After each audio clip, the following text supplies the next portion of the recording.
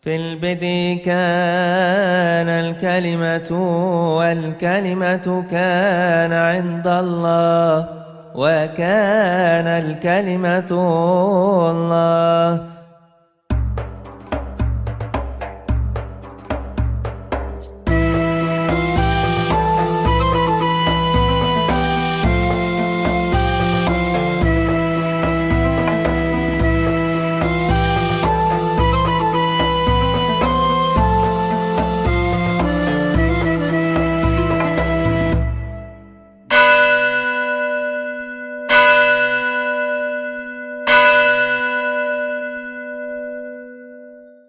Hari ini kita bicara tentang Minggu Kebangkitan, Minggu Paskah. Tetapi sebelum ada Minggu Kebangkitan pasti ada yang namanya Jumat Agung. Artinya Jumat Agung itu adalah saat Kristus disalibkan, kemudian bangkit pada hari ketiga, yaitu pada Minggu Paskah. Apa yang kita imani ini bukan sekedar sebuah klaim teologis atau pengakuan sepihak dari kitab suci kita, tetapi karena Yesus itu adalah tokoh sejarah yang benar-benar pernah hidup, pernah berkarya di muka bumi ini, maka tentu saja pada zamannya ada catatan-catatan sejarah di luar kitab suci. Catatan-catatan sejarah di luar kitab suci itu membuktikan bahwa Yesus benar-benar hidup. Jadi penyakitnya orang beragama itu kan namanya salah satunya itu kami ayatan. Apa artinya kami ayatan? Kalau sesuatu tidak ditemukan dengan dalam ayat, itu seolah-olah dia tidak bisa berbuat apa-apa. Kalau itu terjadi, apa bedanya kita dengan yang lain? Sebab kalau kita masuknya sudah klaim ayat, orang lain juga punya ayat, kan begitu kan? Dan yang sering terjadi kan seperti itu. Ketika misalnya Yesus itu disalibkan, itu jelas fakta sejarah. Saya sering mengatakan, dan ungkapan saya itu mungkin juga sering disalahpahami. Tanpa membaca Injil pun Yesus itu disalib, itu pasti. Karena catatan-catatan di luar kitab suci pada zaman yang sama memang Yesus disalib. Karena peristiwa salib itu peristiwa besar, sehingga saat itu dicatat oleh penulis-penulis Yahudi, penulis-penulis Roma pada zamannya. Yang kedua, penghayatan orang Kristen tentang Via Dolorosa, bahasa Arabnya Tarikul Alam, itu juga dihayati dalam kehidupan orang Kristen, antara lain di dalam pola ibadah, doa dan puasa. Makanya sejak awal sejarah kekristenan sudah ada ungkapan-ungkapan tentang kapan orang Kristen berpuasa. Apa yang namanya hari persiapan. Maksudnya hari persiapan itu persiapan Sabat. Jadi hari persiapan itu dicatat dalam Alkitab. Artinya orang Yahudi itu, saudara-saudara, harinya itu diawali dari terbenamnya matahari, bukan pada saat terbitnya matahari. Mirip dengan itu loh orang Jawa. Orang Jawa itu kan harinya diawali dengan matahari tenggelam. Maka kalau tetanggamu selamatan, ya kan, itu hari ketiga itu tidak persis 3 kali 24 jam. Karena diawali dari sore hari. Nah, Yesus itu bangkit pada hari ketiga, itu sama dengan 3 hari 3 malam, tanpa harus dihitung 3 kali 24 jam. Itulah perhitungan waktu Yahudi. Kalau sulit-sulit paham, jangan belajar ke orang barat, belajar karo wong Jawa. Kamis sore itu jatuhnya sama dengan Jumat. Kamis sore jam 6. Kamis sore jam 6 sampai Jumat jam 6 satu hari. Jumat jam 6 sampai Sabtu jam 6 satu hari. Sabtu jam 6 sampai Minggu jam 6 satu hari. Meskipun hari Minggunya hanya awal hari itu jatuhnya 1 hari 1 malam. Meskipun Jumatnya ya itu tidak genap dalam 1 hari, itu 1 hari 1 malam karena dimulainya bukan dari Jumat tapi Kamis sore. Kamis sore itu jatuhnya hari Jumat. Itulah cara hitung orang Yahudi, dan itu dihayati sejak awal abad pertama. Buku yang pertama mencatat, ini catatan sejarah ya, mengenai kenapa orang Kristen harus menghayati Jumat Agung atau hari persiapan, itu ditulis tahun 90 Masehi. Tatkala Rasul Yohanes masih hidup di kota Efesus, dan Rasul Yohanes itu menulis Injil Yohanes, surat 1-2 Yohanes itu di Efesus. Ada 4 kitab yang ditulis, 5 kitab ya, Injil Yohanes, surat 1, 2, 3 Yohanes, dan kitab Wahyu, yang mencatat tentang hitungan gereja kuno mengenai Jumat Agung, hari persiapan itu, buku yang namanya Didake. Nah, Didake itu bukan Alkitab, yang nulis sendiri juga tidak ngomong itu Alkitab. Itu adalah buku pelajaran agama terkuno di dunia. Ya. Yang kedua, catatan tentang bagaimana gereja merayakan hari-hari sengsara Kristus sampai kebangkitannya. Itu juga disinggung ya di dalam buku yang berjudul Martirion Polikarpi, kemartiran Polikarpus. Polikarpus itu adalah muridnya Rasul Yohanes, dan Rasul Yohanes anak Zebedius itu muridnya Yesus. Bagaimana kisahnya? Suatu saat Polikarpus itu ditangkap dari rumah doanya oleh perwira Romawi, lalu dia diangkut dengan keretanya menuju ke tempat di mana perwakilan dari prokurator Roma itu sudah menunggunya. Terus kemudian perwira Romawi ini tidak tega dengan Polikarpus, karena sudah tua, jalannya sudah bungkuk. Kenapa Anda tidak mau kerja sama dengan saya? Kan tidak menyulitkan kamu. Apa sulitnya kamu membakar dupa di depan patung kaisar dan menyebutnya kaisar sebagai Dominus et Deus, Tuhan dan Allah? Diam saja Polikarpus sampai mereka datang di tempat di mana prokurator Romawi, perwakilan prokurator Romawi itu hadir. Wahai orang tua, apakah engkau tidak bisa memperbaiki nasibmu sendiri dengan mengatakan, dengan menyangkal Yesus itu Tuhan? Apa sulitnya? Apa jawaban Polikarpus? 86 tahun aku mengabdi dia, dan tidak sekalipun dia pernah mengecewakan saya. Jadi dia rela mati ketimbang dia harus menyangkal Kristus. Kematian Polikarpus itu dicatat pada hari Sabat besar, yaitu hari persiapan. Itu ditulis tahun 156. Sangat jelas, saudara-saudara. Jadi ketika dunia ini mengguncang iman Kristen, kenapa orang itu banyak mudah meninggalkan Kristus? Karena referensinya kurang. Karena referensinya kurang, terus jadi kagetan, gumunan.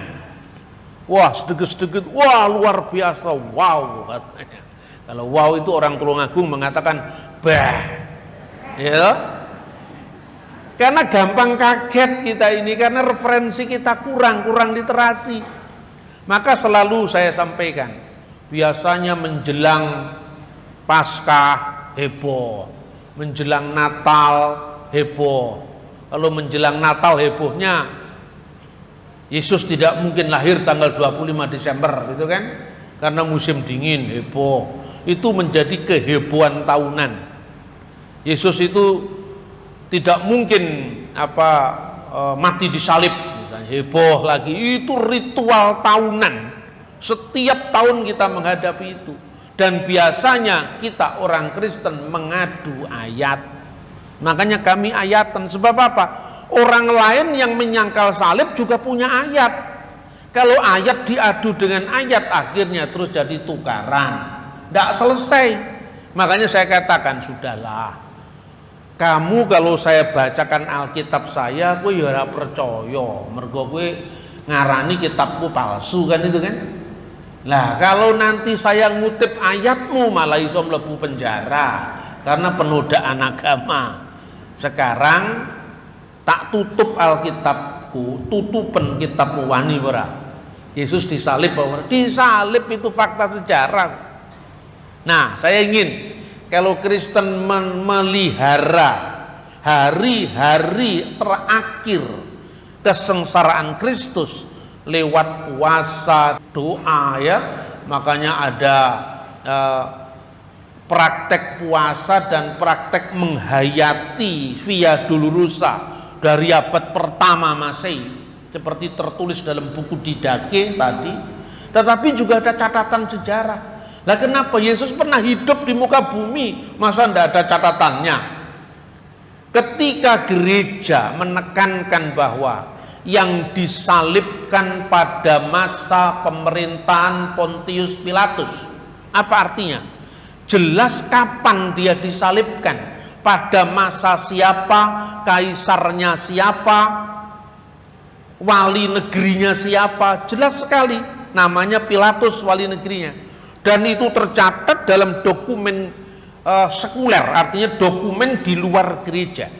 Apa intinya? Ini kita mulai Jumat Agung dulu, nanti sampai kita bicara Minggu Paskah. Seorang penulis Romawi namanya Cornelius Tacitus. Dia menulis tahun 90 Masehi. Yesus disalibkan 14 bulan Nisan tahun 33 Masehi. Sekarang dihitung 90 dikurangi 33, berapa tahun? 57 tahun. Proklamasi dari kita sekarang berapa? Tahun 45 sampai tahun 2022 lebih dari 70 tahun. Kok kue percaya? Wis 70 tahun luwih kok percaya? Ini catatannya Pak, di mana catatannya? Proklamasi kami bangsa Indonesia dengan ini menyatakan kemerdekaan Indonesia. Jelas Jakarta 17 Agustus 1945 atas nama bangsa Indonesia, Soekarno Hatta. Wis enek catatannya. Koran-koran di zaman Jepang ada catatannya. Lah matinya Kristus sampai fenomena kebangkitan Yesus itu catatannya di luar Alkitab juga ada. Mula rasa ngrungokne wong wis waca Alkitab tok cukup. Karena apa? Itu kaidah iman kita. Kita tidak boleh mendasarkan kebenaran iman kita dari opini orang lain. Nah, Cornelius Tacitus itu mengatakan dalam bahasa Latin begini: Auctor nominis eius Christus. Kristus yang dari namanya orang-orang itu berasal, artinya orang-orang Kristen. Disebutkan demikian, Tibero imperitate per procuratorem Pilatum supplicio adfectus erat. Telah disalibkan pada masa Kaisar Tiberius di bawah prokurator kita Pontius Pilatus. Di tahun 90 itu saya catatan menunggu. Jadi tidak usah kita bingung ketika nanti kalau tetangga sebelah mutar kaset khotbah yang isinya provokatif, tidak usah didengarkan. Besok jadi rungok nih, ya toh? Saya selalu mengatakan sesungguhnya Yesus tidak disalib sekarep mulah, sekarep wis. Rah disalib yo wis ben puas seneng wis. Terus lek dijak ngombe kopi ya wis ra usah ngomong-ngomong ngono. Bapak ndak siap dialog lho, bukan dari itu monolog. Lah kowe maksa ayat kok. Engko lek aku nanggapi ayat aku malah mlebu penjara wegah. Karena apa? Negeri ini masih tebang pilih dalam penegakan hukum. Contohnya, sama-sama terbukti di depan pengadilan melakukan tindak pidana penodaan agama. Kenapa Yahya Waloni dihukum 5 bulan? Tapi Muhammad KC dihukum 10 tahun? Ini tidak masuk akal. Maka orang Kristen, jangan kita ikut terbawa arus. Kita bisa menegakkan kebenaran kita tanpa harus menghujat orang lain. Maka kalau orang lain mengatakan mereka tidak membunuhnya dan mereka tidak menyalibnya, melainkan yang disamarkan bagi mereka, terus tak takoni, wis sampun Pak, ya wis lah, wis karep-karepmu, lek aku orang ngono, gitu loh. Karena apa? Ini harus hati-hati, kita harus pinter membaca tanda-tanda zaman, gitu kan? Ya, memang selama dunia ini tidak adil, kekristenan itu selalu terpojokkan. Nah, daripada terpojokkan, lebih baik kita mojok-mojok sendiri, minum kopi di situ, itu loh. Ya, atau makan satenya Pak Kuat di situ. Saudara-saudara yang terkasih dalam Tuhan, ini bukti sejarah. Jadi itu artinya tentang kematian Kristus, fakta sejarah. Makanya kalau kita mengekarkan yang disalibkan pada masa pemerintahan Pontius Pilatus, jelas bukan hanya dia, sejarawan Yahudi yang namanya Flavius Josephus menulis tahun 95 Masehi. Pada zaman itu ada seorang bijaksana yang namanya Yesus. Itu pun kalau boleh disebut manusia, sambil ngejek dia. Karena orang Kristen memiliki keyakinan bahwa Kristus itu Tuhan lebih daripada manusia. Dia suka membuat perbuatan-perbuatan ajaib, katanya. Ini sejarawan Yahudi. Dalam bukunya Sejarah Kuno Bangsa Yahudi, buku ke-18. Jelas kan rujukannya? Kemudian diteruskan, dia mengumpulkan murid-muridnya, baik dari kalangan Yahudi dan bukan Yahudi. Dicek dari Alkitab. Yesus menyembuhkan seorang perwira di Kapernaum. Dia bukan Yahudi kan? Yesus memiliki murid, ya, yang namanya Yohana istri Kusa, seorang pejabat saat itu. Yesus menyembuhkan seorang wanita di Siro Fenisia, wilayah Sidon, wilayah Libanon, bukan Yahudi. Dan juga orang-orang Yahudi, khususnya dari 12 muridnya dan dari 70 muridnya yang lain. Karena dalam Lukas, selain Kristus memiliki 12 murid, sesuai dengan jumlahnya umat Israel yang terdiri dari 12 suku, juga ada 70 murid yang meneruskan jumlahnya 70 tua-tua Israel. Jadi karena perjanjian baru itu penggenapan perjanjian lama, sampai ongko-ongkonya pun persis. Nah, itu namanya penggenapan. Kalau tidak genap, ya berarti bukan penggenapan. Ini genap, 12 suku Israel, ada 12 murid, 70 tua-tua Israel, ada 70 murid, kan itu kan. Nah, 70 murid itu antara lain siapa? Kalau 12 murid kan disebutkan namanya satu-satu. Kalau 70 murid tidak semuanya. Salah satu yang disebutkan, misalnya seorang murid yang berjalan dari Yerusalem ke Emmaus, namanya Kleopas. Itu kan murid kan. Nah, itu jelas apa yang dikatakan Yosefus terbukti sesuai dengan kitab suci. Dia telah melakukan perbuatan ajaib, mengumpulkan muridnya baik dari orang Yahudi maupun bukan Yahudi. Meskipun prioritas pertama dahulu adalah Yahudi, baru bukan Yahudi.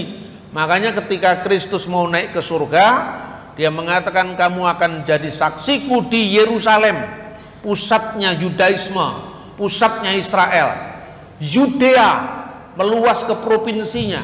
Samaria, kenapa Samaria? Karena pecahan pertama bangsa Israel itu orang Samaria. Dan setelah itu sampai ke ujung-ujung bumi, sampai Tulungagung. Nah, itu saudara-saudara. Jadi ada semua prioritasnya. Kemudian dia mengatakan begini, ini masih Yosefus ya, mungkin saja dia adalah Kristus. Karena apa? Dia telah disalibkan pada masa pemerintahan Pontius Pilatus. Kata disalibkan itu dia memakai kata stauro, sampai mati.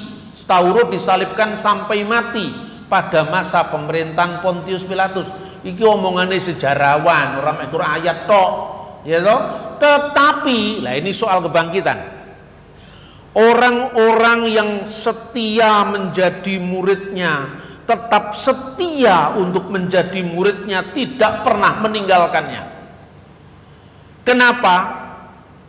Kata Yosefus, mereka melaporkan, berdasarkan teks bahasa Aramaik, mereka melaporkan pada hari ketiga dia bangkit kembali dalam keadaan hidup.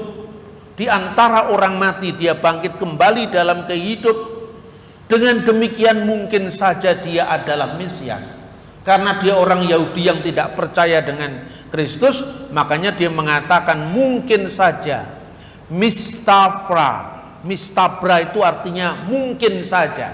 Mistabra de Messiha itauhu, mungkin saja dia adalah Mesias.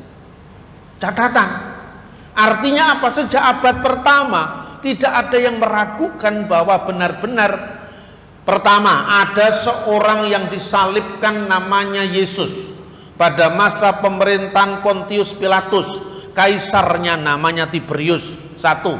Kedua, orang-orang yang mengikuti dia tadi namanya Kristen. Kenapa Kristen? Karena auctor nominis eus Christus. Karena dari kata Kristus maka muncul kata Kristen, pengikut Kristus. Clear.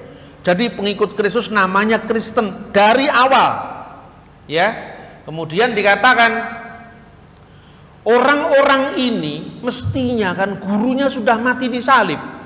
Mestinya kan gurunya itu sudah mati. Kenapa masih ada orang-orang ini? Itulah sebabnya kata Yosefus, orang-orang yang disebut Kristen sampai hari ini masih ada. Karena masih ada. Kenapa masih ada? Bukankah gurunya sudah mati?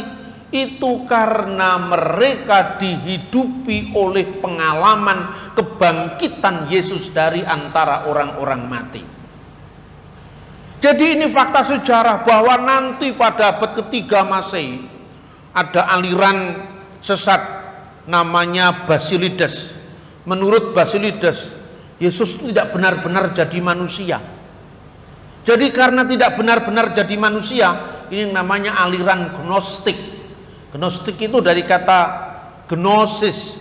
Gnosis artinya ngelmu, bukan ilmu, ngelmu.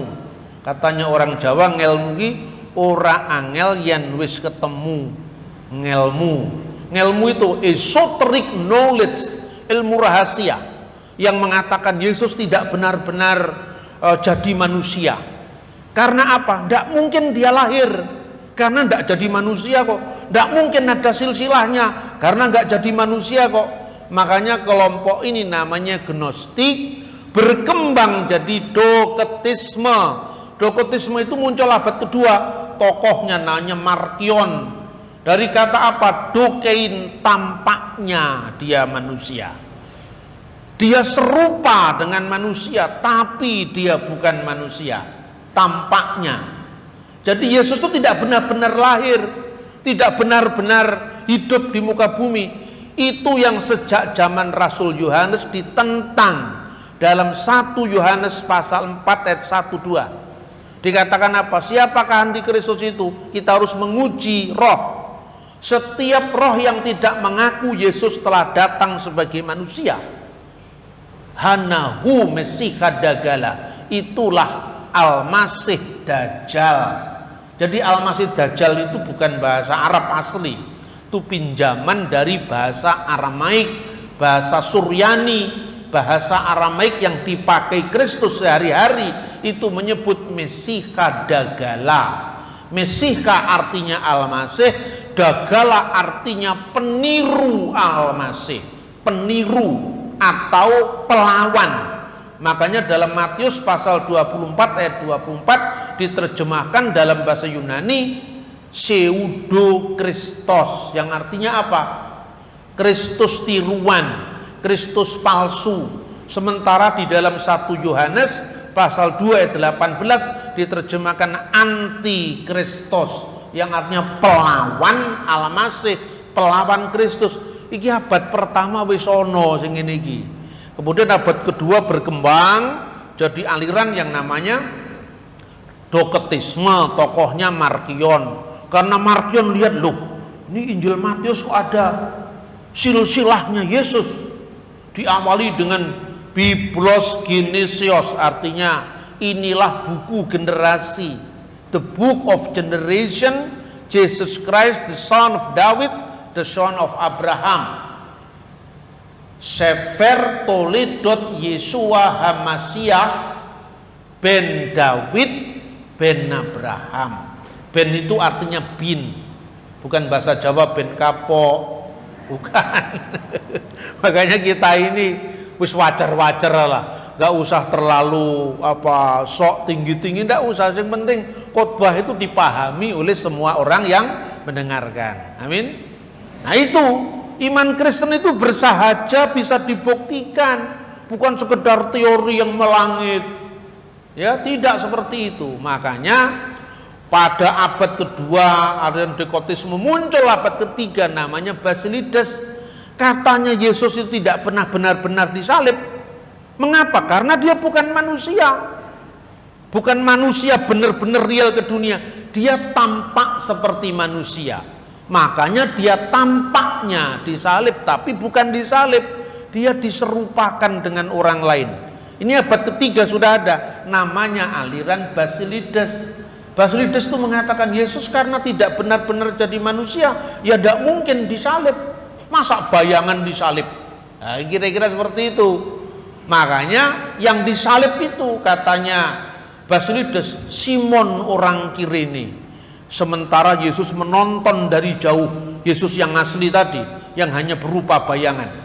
Makanya Yesus tidak lahir di Bethlehem, tidak besar di Nazaret. Dia tiba-tiba ada, tiba-tiba tidak ada, semau-maunya dia. Makanya ada lagunya, kau datang dan pergi sesuka hatimu. Pokoknya suka-suka dialah, dia datang ya datang. Ini tidak historis, ini tidak bernilai sejarah, karena kaum Gnostik itu kaum klenik Kristen pada abad kedua dan ketiga. Jadi iman Kristen dasarnya sejarah.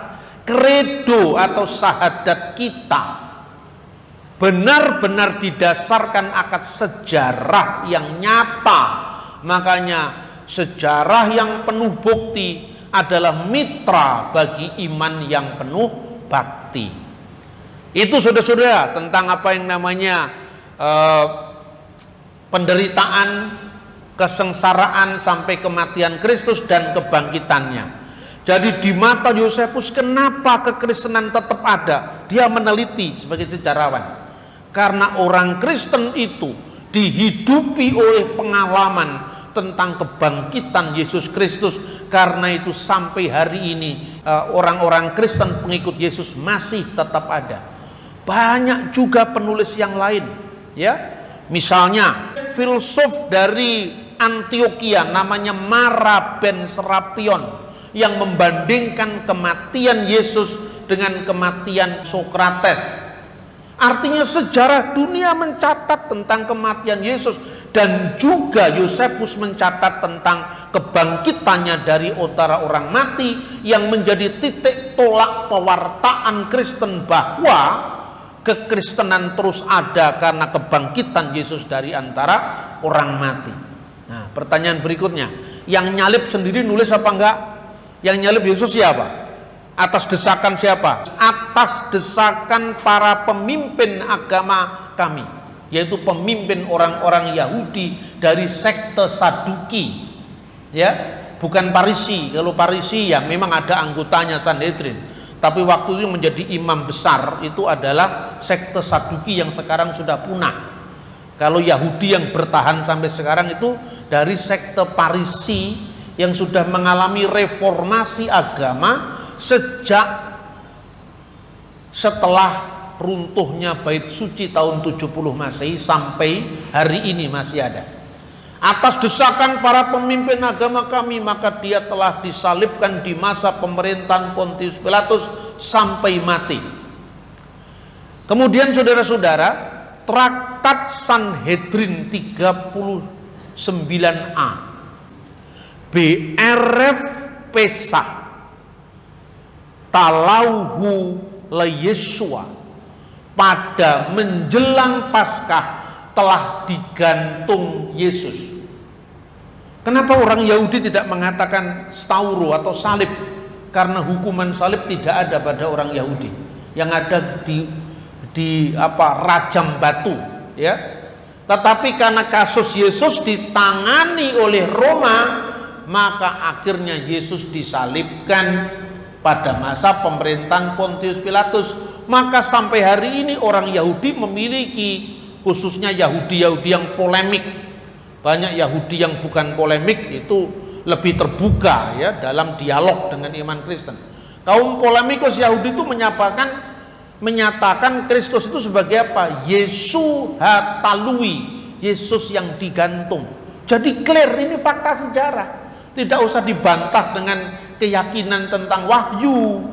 Kalau wahyu kan bagi sing percaya.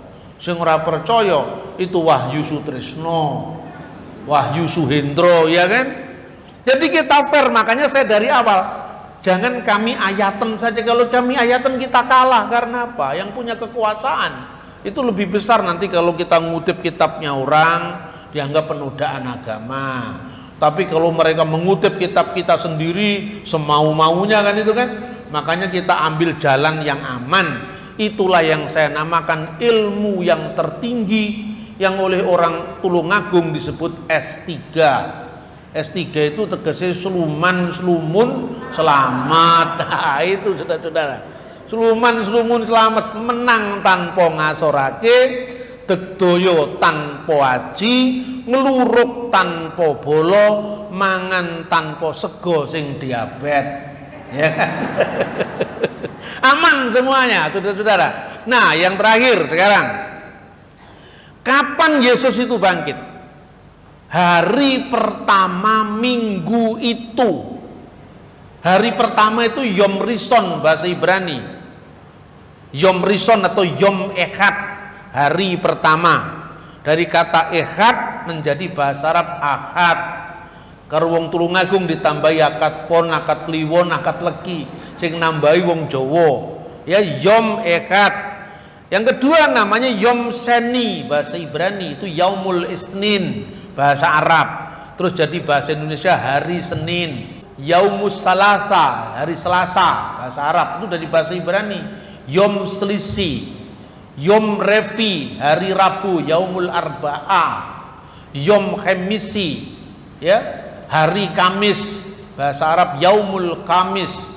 Karena hari yang keenam itu digunakan untuk kumpul umat Islam, makanya disebut Yaumul Jum'ah, hari untuk berjamaah. Baru yang terakhir Yaumul Sab atau Yom Sabat, hari Sabtu. Hari-hari kita ini juga diambil dari bahasa Arab. Arabnya sejajar dengan bahasa Ibrani, bahasa kitab suci kita. Nah, berarti Yesus itu bangkit pada hari pertama minggu itu.